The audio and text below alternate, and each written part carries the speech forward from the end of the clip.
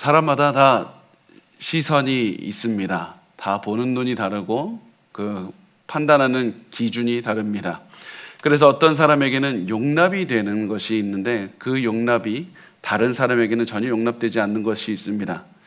둘 다 똑같은 사람이고 똑같은 좋은 사람이고 똑같은 지식 수준이 있어도 사람마다 다 경험이 있고 다 자기의 가치 판단의 기준이 다르기 때문에 보는 눈이 다르게 됩니다.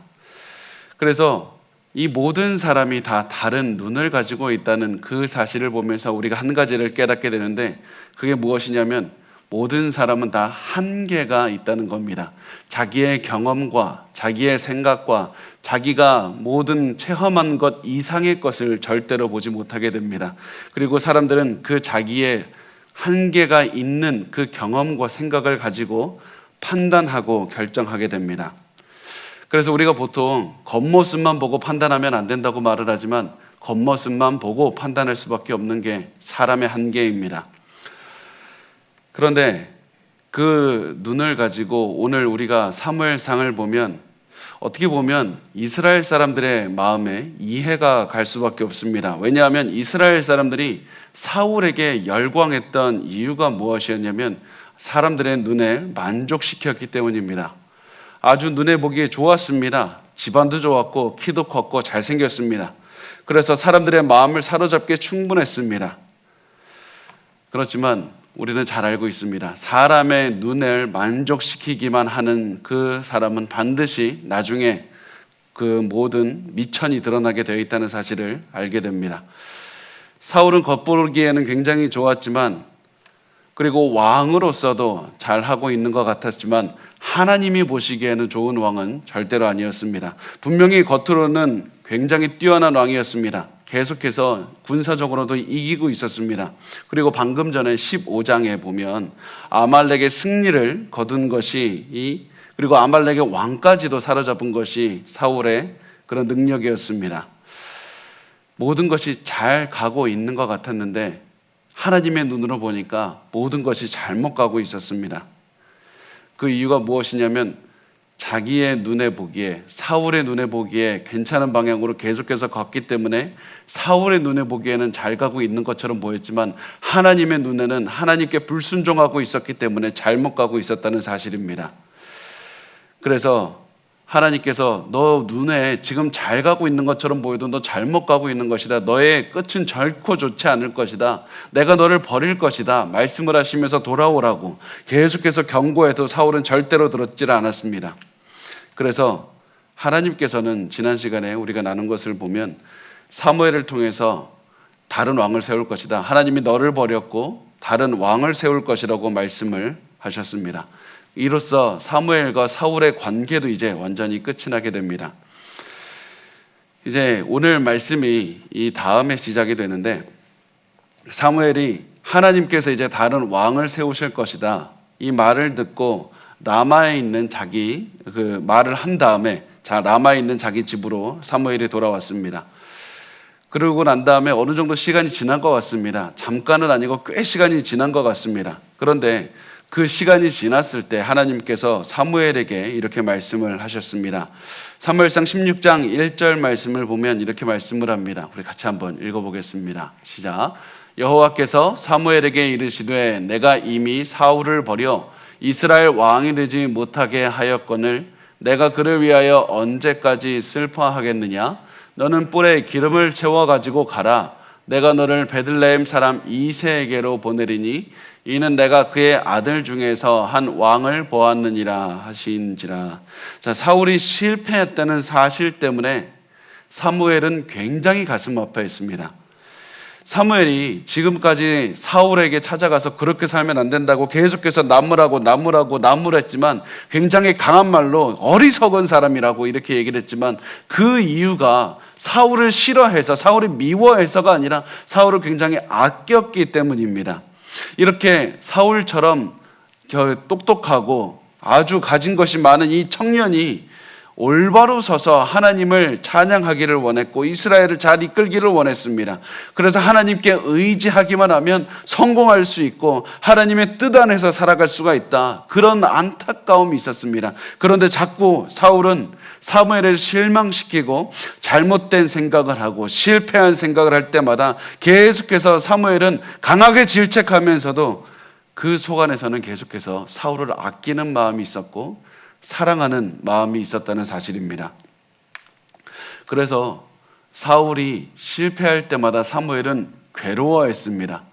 하나님께서 사울을 세운 것을 두고 후회하셨다 이렇게 말씀을 했는데 지난번에 그 말씀의 뜻이 하나님 괜히 제세웠다 이런 뜻이 아니라 너무나도 가슴 아파하셨다. 하나님께서 사울을 세우고 죄를 짓는 것을 보고 굉장히 가슴 아파하셨다. 그리고 그 사무엘은 하나님의 마음을 아시고 마음을 알고 하나님의 마음을 가지고 계속해서 사울 때문에 슬퍼했던 겁니다. 계속해서 눈물을 흘리면서 울었다고 많은 학자들은 이렇게 이야기를 합니다. 그런데 그것이 잠깐 남들을 위해서 나와 상관없는 사람이니까 잠깐 그 사람이 잘못 가고 있는 것을 보면서 눈물을 흘린 게 아니라 시간이 많이 지나고 있는 이때에도 16장 1절에서도 계속해서 사무엘은 눈물을 흘리고 또 흘리고 또 흘리고 있었습니다. 이스라엘 백성 한 사람이 실패해도 가슴 아파하면서 울었던 사람이 사무엘이었습니다. 게다가 지금 이 사울이 보인 실패는 하나님께서 이 맡긴 위대한 이 중요한 임무, 이스라엘 민족 전체를 이끌어가는 그 임무에 실패했기 때문에 많은 사람들이 하나님을 반대해서 갖고 있게 되었습니다. 그래서 이 사실이 사무엘은 너무나도 가슴이 아팠습니다. 그렇게나 실망하고 실패해도 계속해서 사무엘은 또다시 포기하지 않고 전심으로 사랑했고 전심으로 아파했고 사울이 잘못 갈 때 사무엘은 다시 한번 찾아가서 또 얘기했지만 또 실패했고 계속해서 이것을 강조하면서 반복하면서 살았던 것이었습니다. 그래서 오늘 말씀을 여러분 잘 기억하시길 바랍니다. 사무엘이 가슴 아파하는 그 모습, 하나님께서 사무엘에게 너 왜 이렇게 가슴 아파하고 슬퍼하느냐 이 말을 그냥 쓰지 않았다는 사실입니다. 우리가 나중에 나눌 기회가 있었으면 좋겠지만 성경은 결코 쉽게 쓰여진 책이 아닙니다. 우리는 그 인쇄술이 발달하다 보니까 그 종이와 펜만 있으면 마음대로 쓰고 실패하면 그냥 버리곤 하지만 이 당시에는 굉장히 비쌌습니다. 많은 돈이 들였고 많은 노력이 들었습니다. 그래서 단어 하나하나를 쓸 때에도 고려해서 무슨 의미가 있을까 다 하나하나 그렇게 쓴 겁니다. 그래서 하나님께서 사무엘이 슬퍼하는 모습을 통해서 우리에게 보여주는 것은 사무엘의 이런 모습을 통해서 우리도 사무엘과 같은 모습을 배우기를 원하셨기 때문입니다. 나는 이렇게 사무엘과 같은 모습을 가지고 있는가? 사실 이 질문은 제가 했던 질문이었습니다. 나는 성도 한 명 한 명이 이렇게 나를 실망시키고 가슴 아프게 해도 또다시 이들을 포기하지 않고 이들을 위해서 눈물을 흘리고 이들 때문에 가슴 아파하고 괴로워하는가? 이 질문을 하면서 사실 오늘 말씀을 준비했습니다. 그리고 이 질문을 여러분도 하셨으면 좋겠습니다. 하나님께서 나에게 맡겨진 영혼들이 있지 않습니까? 때로는 그 사람이 가족이 될 수도 있습니다. 아니면 아직 복음을 전하지만 복음을 받아들이지 않는 주변의 친척들이 될 수도 있고 주변 사람들이 될 수도 있습니다. 그들이 잘못 가는 것을 통해서 내가 그들을 보면서 내가 하나님 저 사람에게 1년 2년 전했으면 이제 그만 된 것 아닙니까? 내가 저 사람을 위해서 이제 지금까지 충고했으면 그것으로 충분한 것 아닙니까? 내가 할 도리 다 했지 않습니까? 이러면서 내가 그냥 단순히 의무를 다했다는 마음으로 돌이키고 있는지 아니면 사무엘이 했던 것처럼 계속해서 말해도 계속 그 하나님을 거부해도 또다시 말하고 또다시 포기하지 않고 단순히 내가 의무를 다한다는 마음이 아니라 내가 내 마음을 다해서 진정으로 사랑하고 괴로워하는 마음으로 복음을 증거하고 있는지 그것을 돌아봐야만 됩니다. 왜냐하면 하나님께서 우리에게 맡기신 명령은 단순히 너 복음을 전하는 말을 하라 이것이 아니라 너는 사랑하라고 말씀을 하셨기 때문입니다. 우리가 다른 사람이 잘못 가는 것을 보면서 가슴 아파하는 것이 바로 사랑을 한다는 증거가 되기 때문입니다. 다른 사람이 무너지는 것을 보면서 내 마음도 같이 무너지는 것, 그것이 우리가 사랑을 하는 증거가 됩니다. 그래서 만약에 그 마음이 없으신 분들이 있다면 우리가 지금 그것을 회복하셨으면 좋겠습니다. 하나님, 나도 사무엘처럼 한 사람이 무너지는 것을 보면서 가슴 아파할 수 있는 그 큰 사랑을 갖게 하시고, 하나님 사무엘처럼 사랑하게 해달라고 그렇게 기도하셨으면 좋겠습니다. 이렇게 사무엘이 슬퍼하고 있을 때 하나님께서는 이 사무엘에게 그만 슬퍼해라 말씀을 하셨습니다. 왜냐하면 이제 슬퍼할 때가 아니라 이제는 지나서 사울이 아니라 다른 왕을 세워야 될 때가 왔기 때문입니다. 하나님의 계획을 믿고 다음 단계로 넘어가야 될 때가 왔기 때문입니다. 아무리 사무엘이 울어도 사울이 변화되지 않았기 때문입니다. 그래서 하나님께서는 사무엘에게 왕을 세울 준비를 하고 베들레헴으로 가라고 말씀을 하셨습니다. 베들레헴은 사실은 전혀 중요하지 않은 굉장히 작은 동네였습니다. 사람들이 인정하지 않는 이런 작은 동네에서 왕을 고른다, 이 자체만으로도 사람들은 굉장히 그 기대를 어긋나는 그런 선택을 했다는, 하나님께서 사람들의 기대에 어긋나는 선택을 했다는 것을 보게 됩니다. 하나님께서 사울 대신에 왕을 세웠다면, 아니, 사람들이 예상하기엔 이랬을 겁니다. 최소한 사울처럼 집안도 좋고 잘생기고 키도 큰 그런 사람을 예상했을 겁니다. 그런데 하나님께서는 똑같은 실패를 반복하지 않도록 또 다른 사울, 또 다른 버전의 사울, 얼굴과 이름만 다른 사울을 세우기를 원치 않으셨습니다. 이제는 사람들의 말을 듣고 사람들이 원하는 왕인 사울을 주었다 결국에선 실패하는 모습을 완벽하게 보여주셨으니 이제는 하나님께서 원하시는 왕을 뽑아서 이제는 하나님께로 사람들을 이끌어올 차례였습니다. 그래서 하나님께서는 사람들이 보기에, 사람들의 시선에 좋은 왕이 아니라 하나님이 보시기에 하나님이 원하시는 사람을 세우려고 하셨습니다. 그래서 하나님께서는 아무도 기대하지 않는 베들레헴 작은 마을로 사무엘을 보내셨다는 사실입니다. 그래서 결국 베들레헴 출신의 다윗이 왕이 됩니다. 여러분, 제가 베들레헴을 자꾸 강조하는 이유를 아시겠죠? 베들레헴을 통해서 한 명의 왕이 나중에 시간이 지나서 또 등장하게 되는데 그분이 바로 예수 그리스도시기 때문입니다. 예수님은 당시 아무도 인정하지 않는 너무나도 작은 베들레헴이라는 그 마을에 오셔서 사시다가 결국에서는 나중에는 다윗의 자손이라는 말씀을 들으면서 사셨습니다. 그래서 다윗이 베들레헴 출신이다, 이것은 굉장히 중요합니다. 게다가 또 한 가지 중요한 것이 있는데, 다윗이 이제는 사무엘에게 기름 부음을 받았다, 이 말도 굉장히 중요합니다. 기름 부음을 받았다는 그 히브리 단어가 무엇이냐면 메시아라고 합니다. 기름 부음을 받은 사람, 그걸 메시아라고 하는데, 그래서 이 메시아를 헬라어 그리스어로 바꾸면 그리스도가 됩니다. 그래서 예수님이 다윗의 그 후손이고, 다윗이 분명히 부족한 인간이지만 완벽하신 예수님을 가리키는 존재다. 다윗은 이런 존재다. 그리고 이런 존재를 하나님께서 이제 세우신다. 그래서 다윗과 같이 위대한 존재가 이제 등장하면서 세워지는 것이 오늘 사무엘상 16장이 되겠습니다. 그리고 이 다윗을 세우실 때요, 그냥 세우시는 것이 아니라 16장 1절에 잘 보면 하나님께서 이렇게 말씀을 하십니다. 내가 그 마지막 그 라인에 보면 이렇게 말씀하십니다. 내가 그의 아들 중에서 한 왕을 보았느니라. 하나님이 보았다고 말씀을 합니다. 내가 왕을 보았다고 말씀을 합니다. 이 말씀이 이 구절에서 가장 중요한 겁니다. 보았다. 하나님이 보았다. 하나님께서 눈으로, 하나님의 시선으로, 하나님의 기준으로 왕을 세웠고, 그 기준에 합당한 사람이 다윗이었고, 그리고 그 왕은 지금까지 있었던 사울과는 전혀 다른 삶을 살게 될 것이다. 이것이 하나님의 눈에 합당한 인생을 사는 사람과 사람들의 눈, 그것을 만족시키려고 살아가는 사람, 이 사람의 차이가 된다. 그래서 하나님께서 왕을 보셨고, 이제부터는 다윗이 하나님의 눈을 만족시키기 위해서 살아간다. 이것이 굉장히 중요한 이 오늘 말씀의 주제가 됩니다. 근데 이 다윗이 하나님께서 왕을 보셨다고 말한 것과 이제 사무엘상 8장 18절 말씀을 보면 이렇게 말씀을 합니다. 그 날에 너희는 너희가 택한 왕으로 말미암아 부르짖되.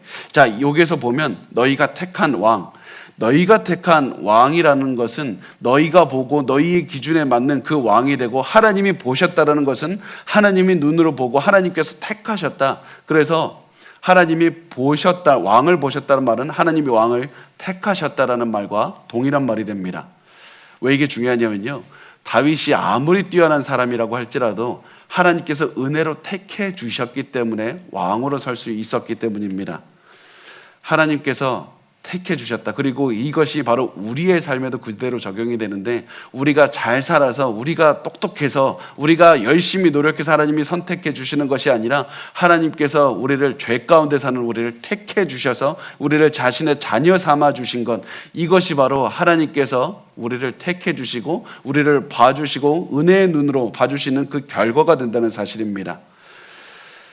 다윗은 하나님께서 친히 택하신 왕이었습니다. 그래서 하나님께서는 이 다윗을 선택하신 다음에 이제 다윗에게 기름을 붓기 위해서 사무엘에게 베들레헴으로 가라고 말씀을 하셨습니다. 그런데 너무나도 놀라운 사실은 사무엘이 사실 그거 좀 어렵습니다. 나 좀 가고 싶지가 않습니다. 이렇게 대답을 했다는 겁니다. 우리 사무엘상 16장 2절과 3절 말씀을 같이 읽겠습니다. 시작. 사무엘이 이르되 내가 어찌 갈 수 있으리이까? 사울이 들으면 나를 죽이리이다 하니 여호와께서 이르시되 너는 암송아지를 끌고 가서 말하기를 내가 여호와께 제사를 드리러 왔다 하고 이새를 제사에 청하라. 내가 내게 행할 일을 가르치리니 내가 내게 알게 하는 자에게 나를 위하여 기름을 부을지니라. 하나님께서 사무엘에게 순종하라고 했는데 사무엘이 순종을 주저했던 이유가 무엇이냐면, 사울이 이제 사울과 사이가 완벽하게 갈라졌을 뿐만 아니라 사울이 이 사무엘이 하는 것을 싫어할 것을 너무나도 잘 알고 있었기 때문이었습니다. 사울은 자기의 눈에 어긋나는 그 행동을 하는 사람들을 아마 죽이려고 그렇게 했을 건데, 사무엘이 이 베들레헴으로, 라마에서 베들레헴까지 가려면 이 사울의 도시, 사울에 있는 기브아라는 도시를 지날 수밖에 없었습니다. 사울의 눈에 띄지 않고 갈 수 있는 방법이 없었습니다. 게다가 이 사울이 자기의 이 왕권에 도전하는 사람들은 굉장히 강하게 혹독하게 대할 것인데, 지금 사무엘이 가는 것은 왜 갑니까? 새로운 왕을 세우기 위해서 가는 것입니다. 그래서 그것을 보면 이 사람 반역을 하려는 것이구나. 그래서 사무엘을 죽일 수가 있는 그런 상황이었습니다. 그래서 사무엘이 나 죽을 수도 있으니까 좀 가기가 뭐합니다, 이런 얘기를 하니까 하나님께서 사무엘에게 할 말을 알려주셨습니다. 너는 제사를 드리러 베들레헴으로 가는 것이라, 이렇게 말하면 되지 않느냐. 제사를 드리러 베들레헴으로 간다고 말을 해라. 그리고 그 제사의 이새를 초대해라. 그리고 그 자리에 내가 왕으로 세울 사람들이 있을 것이니까 그 사람을 왕으로 그 기름을 부으면 된다. 이렇게 말씀을 하십니다. 제가 여러분 이 말씀을 좀 잘 기억하셨으면 좋겠습니다. 이 말씀을 통해서 우리가 거짓말에 대한 우리의 자세를 우리가 배울 수가 있기 때문입니다. 하나님께서 사무엘이 나 거기 기브아 지나가야 되는데, 사울 옆을 지나가야 되는데 어떻게 해야 됩니까? 이때 좀 거짓말 좀 하면 괜찮아 좀 요령도 있어야 했고, 사람이 살아가는데 좀 요행도 부려야지, 괜찮아 라고 하면서, 제 말이 아니고요, 그렇게 말씀하셨던 것이 아니라 진실을 말하게 하셨습니다. 하나님은 절대로 거짓말을 하게 말씀하지 않았습니다. 사무엘은 정말로 하나님께서 이 소를 가지고 제사를 지내러 가라, 그리고 너 정말 거기 가서 제사를 드려라, 하나님은 사무엘에게 진실을 말하게 하셨습니다. 그런데 중요한 것이 무엇입니까? 모든 진실을 말하라고는 하지 않았다는 사실입니다. 하나님께서는 진실을 말하는데, 나 거기 가서 제사 지내면서 새로운 왕을 세울 겁니다, 이런 말은, 쓸데없는 말은 하지 말고 제사를 지내라, 그것까지만 말을 하라고 말씀을 했다는 사실입니다. 그래서 우리가 이 말씀을 보면서 우리가 때로는 이런 상황이 있지 않습니까? 거짓말을 해야 될까? 때로는 이게 그 하얀 거짓말이라고 해서 거짓말을 해야 될까? 아니면 그냥 진실로 그냥 있는 그대로 다 얘기를 해야 될까? 이 하나님께서 사무엘에게 하신 말씀을 통해서 이 거짓말에 대한 우리의 자세를 배울 수가 있는데요. 우선 기본적으로 하나님께서는 우리가 거짓말하는 것을 굉장히 싫어하십니다. 그래서 우리가 상황이 어렵다고 하더라도 성경 어디를 봐도 야, 좀 이 상황 모면하기 위해서 거짓말을 하라고 말씀하신 적이 없습니다. 그러면 자, 이제 진실을 말하기도 뭐하고 거짓을 말하기도 뭐한 이런 상황에서는, 그런 상황에서 어떻게 해야 됩니까? 이때 두 가지 원칙을 가지고 반드시 사셨으면 좋겠습니다. 첫 번째, 절대로 거짓말을 하지 않는 겁니다. 두 번째, 모든 진실을 말하지는 않는 겁니다.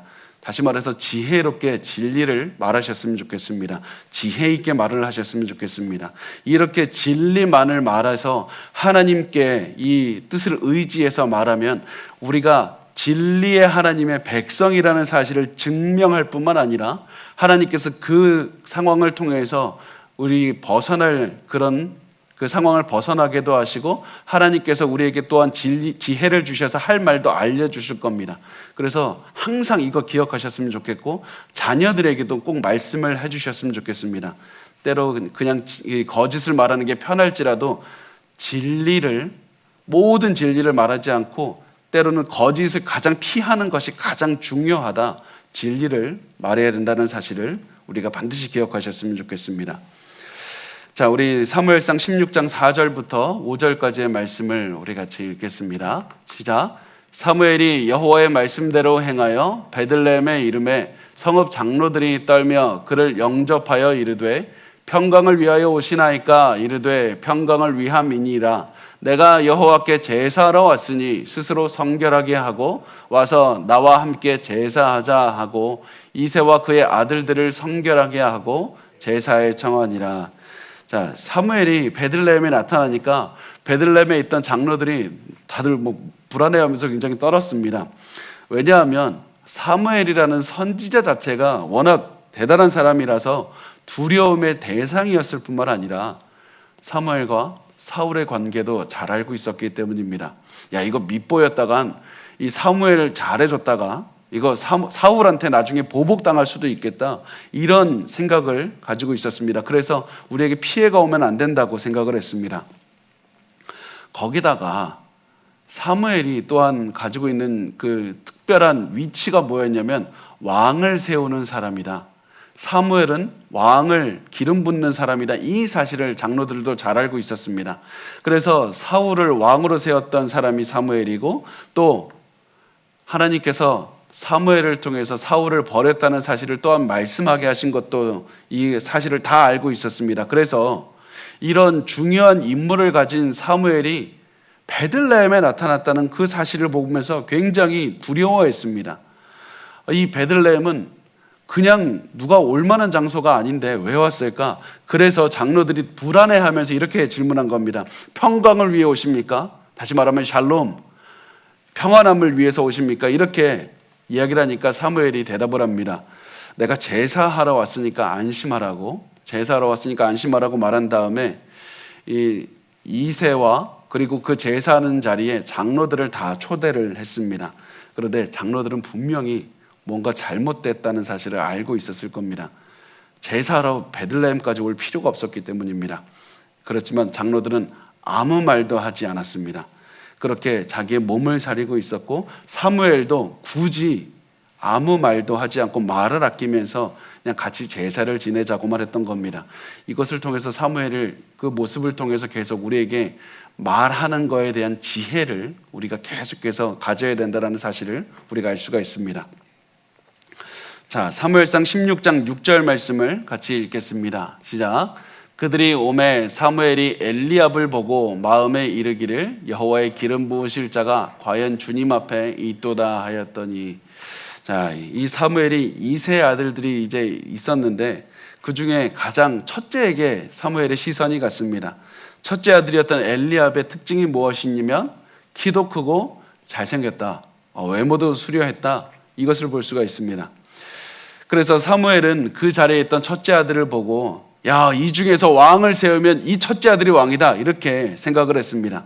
그리고 이것이 잘못됐다는 것을 하나님의 말씀을 나누지 않더라도 굉장히 잘 알 수가 있습니다. 그것이 무엇이냐면 16장 6절을 잘 보시면 이렇게 말씀을 합니다. 그들이 오매 사무엘이 엘리압을 보고가 중요한 겁니다. 16장에서는 본다는 말이 계속해서 중요하게 등장합니다. 하나님이 보고 백성들이 보고 또 사무엘이 보고 있습니다. 그런데 사무엘이라고 해서 하나님이 아니라 한낱 인간에 불과합니다. 그래서 사무엘도 또한 인간의 눈으로 엘리압을 보았다. 인간의 기준으로 나의 기준을 충족시킬 만한 사람이라고 그렇게 생각하고 엘리압을 보고 잘못된 판단을 내렸던 겁니다. 사무엘은 자신의 기준에 맞는 엘리압이 하나님이 선택한 왕이라고 생각을 했습니다.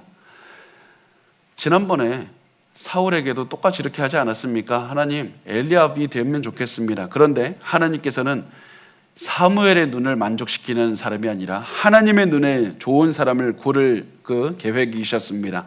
그래서 성경은 오늘 성경 전체에서 가장 중요한 여러 구절이 있는데 그 중에 하나라고 단연코 꼽을 수 있는 한 말씀, 이 사무엘상 16장 7절 말씀을 우리에게 말씀을 합니다. 우리 같이 이 말씀을 읽어보겠습니다. 시작. 여호와께서 사무엘에게 이르시되 그의 용모와 키를 보지 말라. 내가 이미 그를 버렸노라. 내가 보는 것은 사람과 같지 아니하니 사람은 외모를 보거니와 나 여호와는 중심을 보느니라 하시니라.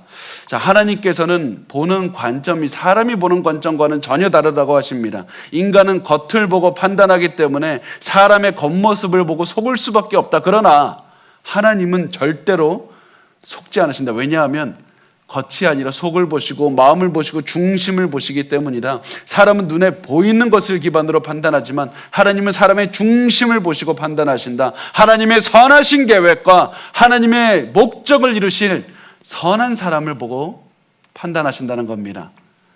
사람은 나의 꿈을 이뤄줄 내 눈에 보기에 좋은 그 능력을 가진 사람을 꼽지만 하나님은 그 사람이 능력이 있고 없고가 중요한 것이 아니라 하나님께 오직 순종해서 하나님을 따를 그 사람. 왜 그렇습니까? 하나님의 능력으로 어차피 이루는 것이기 때문입니다. 사람의 능력으로 이루는 것이 아니기 때문에 하나님께서 엘리압을 보시고 이 사람은 자기의 능력을 의지하는 자가 아닌가. 그래서 이 사람은 하나님이 선택한 왕이 아니라고 말씀을 하셨습니다.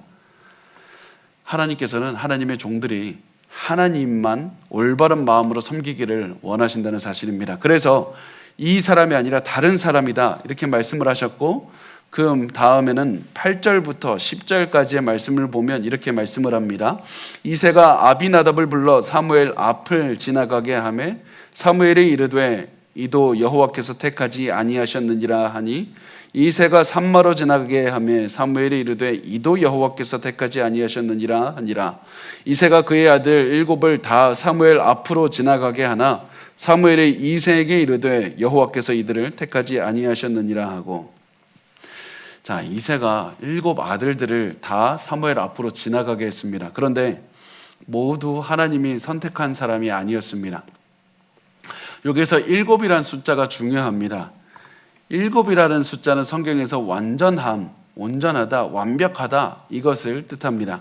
그래서 이 말은 이새가 7 아들을 사무엘 앞으로 지나가겠다는 말은 자신이 데려와서 사무엘에게 보여줄 수 있는 아들들은 다 보여줬다.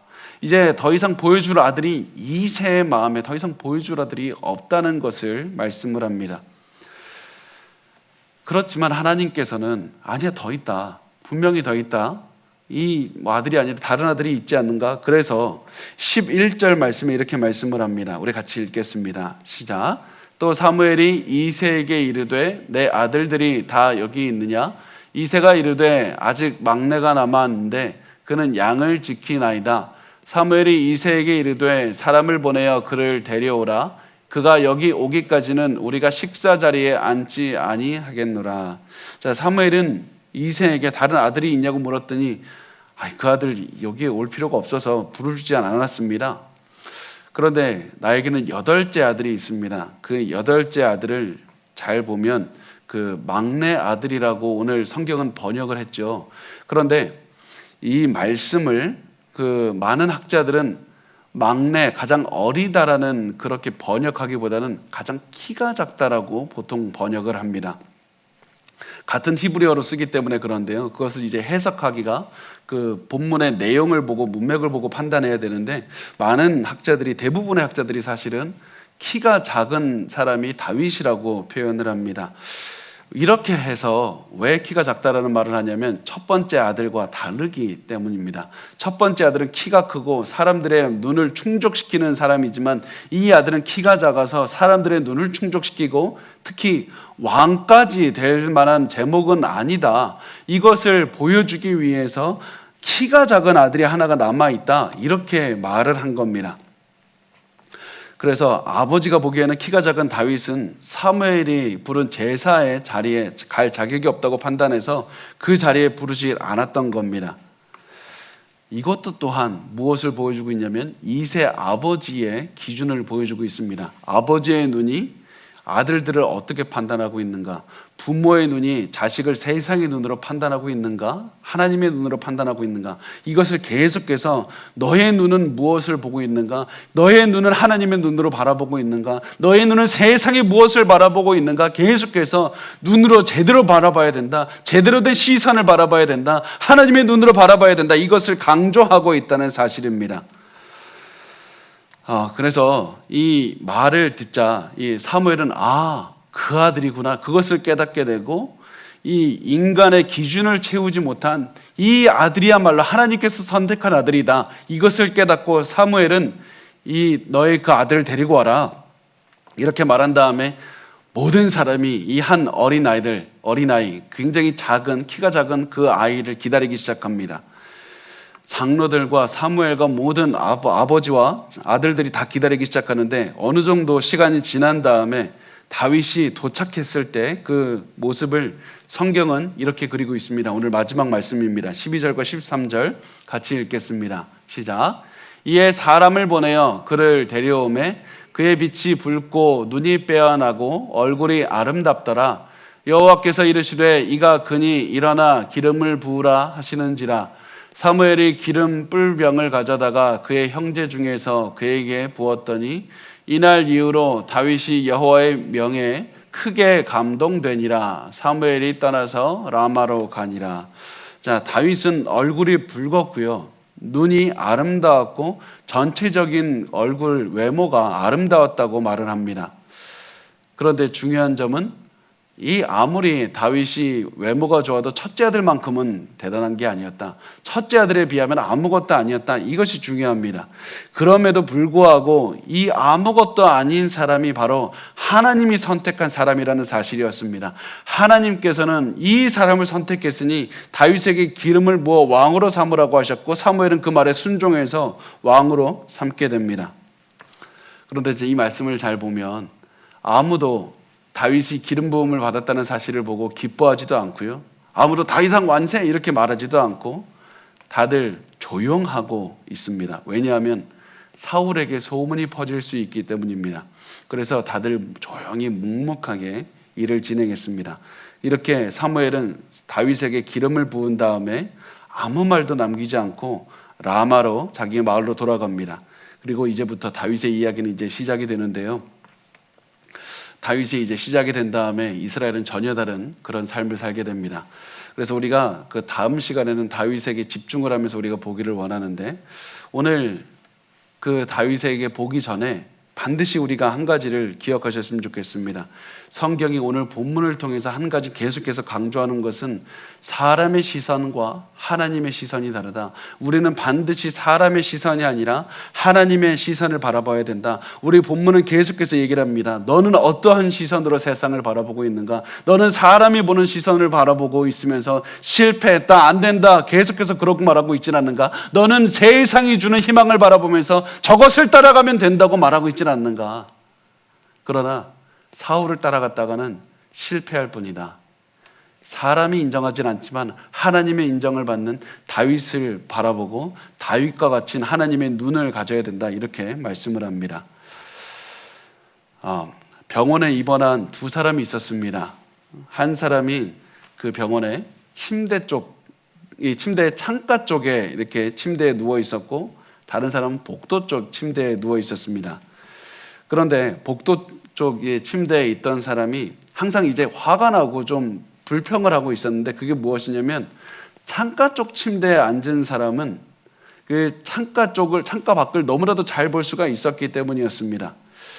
그래서 창가 침대에 누운 사람은 항상 이 복도 쪽 침대에 누운 사람에게 창가 밖이 얼마나 아름다운지, 많은 사람들이 있고 많은 새들이 있고 이것들을 이야기를 해 주었습니다. 그런데 복도 쪽 사람은 그게 너무 시기가 나니까 듣고 싶지가 않았던 겁니다. 이 사람 언제 빨리 좀 태어났으면 좋겠다, 빨리 태어났으면 좋겠다, 그런 마음이 있었는데, 언젠가 그 창가 쪽에 있던 사람이 이제 생을 다해서 이제 죽었습니다.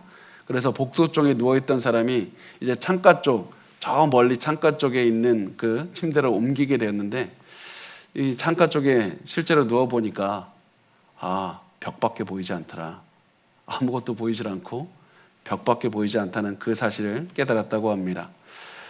여러분, 우리 인간의 눈으로 세상을 바라보기 시작하면 우리의 눈에는 불안함과 두려움과 아픔과 절망밖에 보이질 않습니다. 잠깐 희망이 보이는 것 같지만 그 희망은 분명히 사라져버리게 됩니다. 우리가 이 인간의 눈으로 바라볼 것이 아니라 하나님의 눈으로 바라봐야만 되고 하나님의 시선으로 바라봐야만 됩니다. 인간의 시선이 아니라 하나님의 시선을 바라보고 가장 객관적이고 가장 낙관적이고 가장 우리를 인도해 주시고 가장 우리에게 격려하시는 하나님의 시선을 바라봐야만 됩니다. 그러면 우리가 마지막으로 이 세 가지만 나눴으면 좋겠는데요. 어떻게 하면 하나님의 이 시선 우리가 바라볼 수 있을 것인가, 내 시선을 넘어서서 하나님의 시선을 볼 수 있을 것인가, 세 가지만 볼 텐데 간단하게 보겠습니다. 첫 번째는 여러분, 절대 고립되시면 안 됩니다. 절대 고립되시면 안 됩니다. 사람은 자기 혼자 있으면 자기가 가지고 있는 생각과 자기가 보는 것이 전부라고 생각을 하게 됩니다. 그런데 주변을 사람과 잠깐만 더 얘기해보고 깊은 얘기를 나누다 보면 이 고민은 나만 하고 있는 것이 아니다, 이 사실을 깨닫게 될 뿐만 아니라 이렇게 좋은 여러 가지 방법들이 있고 해결 방안이 있다는 사실을 다 알게 됩니다. 여러분, 고립되는 순간 그때부터 사단이 주는 생각에 우리가 굉장히 공격에 노출이 될 수밖에 없습니다. 그래서 절대로 항상 고립되지 마시고 주변 순원들과 연결되시고 다른 성도들과 대화를 계속 하셔야 됩니다. 두 번째가 무엇이냐면 항상 기도해야 된다는 겁니다. 제가 세상뿐만 아니라 교회 안에서도 하는 말 중에 가장 어리석은 말이라고 생각하는 말이 뭐냐면 결단하라는 말입니다. 여러분, 우리가 결단해서 이룰 수 있는 게 뭐가 있습니까? 설교를 들을 때마다 결단하라, 결단하라. 그래서 결단했더니 우리가 30분만 지나면 그 생각 다 잃어버리는 것 아닙니까? 결단해서는 여러분의 생각을 바꿀 수가 없습니다. 결단해서는 우리의 마음을 조금이라도 바꿀 수가 없습니다. 우리의 마음을 바꾸는 것은 결단이 아니라 하나님의 능력밖에 없습니다. 그리고 하나님의 능력을 갖기 위해서는 우리가 기도해야 된다는 사실입니다. 여러분, 기도가 아니면 여러분의 마음을 절대로 하나님의 시선으로 가질 수가 없습니다. 세상이 계속해서 우리에게 잘못된 시각을 넣어주는 것, 거기에 우리가 넘어갈 수밖에 없고 질 수밖에 없습니다. 항상 기도하십시오. 그러면 하나님의 시선을 가질 수가 있게 됩니다. 그리고 그것을 가지고 사람들과 나누는 겁니다. 세 번째, 우리가 실천할 수 있는 방향이 무엇이냐면 항상 하나님의 말씀을 읽는 겁니다. 하나님의 말씀을 반드시 읽으셔야만 됩니다. 여러분, 귀에 들리는 것이 중요한 것도 아니고, 그리고 우리 주변에 말하는 것이 전부가 아니지만 말씀이 얘기하는 것은 우리에게 전부가 됩니다. 그래서 우리가 하나님의 말씀을 읽을 때 우리가 전혀 예상하지 못하는 것들을 하나님이 깨닫게 해주시면서 우리에게 모든 생각의 범위를 넓히시고 우리의 보는 것을 다르게 만들어 주십니다. 여러분, 그래서요, 항상 기도하고 말씀을 읽고 그것을 가지고 전하는 것, 그것을 나누는 것, 그것이 우리의 삶을 고립시키지 않고 우리가 세상의 절망 가운데 살아가지 않고 기쁨 가운데 살아갈 수 있는 유일한 방법이 됩니다. 여러분, 우리가 이제는 결단하지 말고 말씀을 읽고 기도하고 주변에 있는 성도들과 손을 잡고 같이 나눌 때입니다. 그러면 지금 있는 어려움 다 이겨낼 수 있습니다.